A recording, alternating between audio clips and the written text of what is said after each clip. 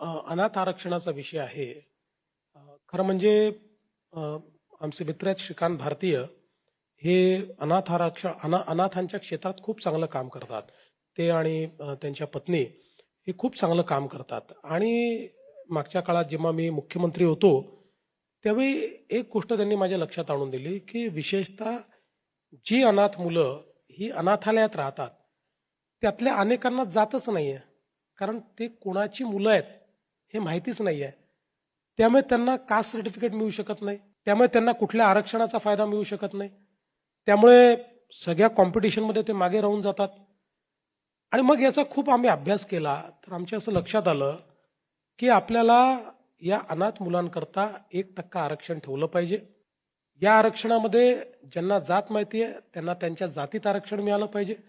ज्यांना माहिती नाही त्यांना 1% ओपनमध्ये आरक्षण मिळालं पाहिजे किंवा वेगळ्या पद्धतीने त्यांना आरक्षण मिळालं पाहिजे. अशा पद्धतीनं 1% आरक्षण देण्याचं आम्ही काम केलं.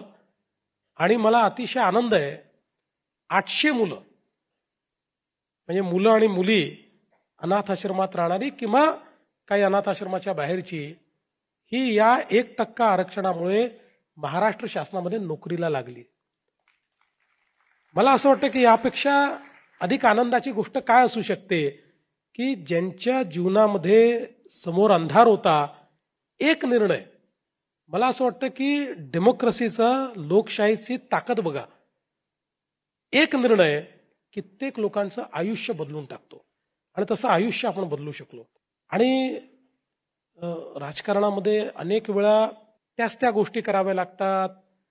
खूप अडचणींना सामोरं जावं लागतं.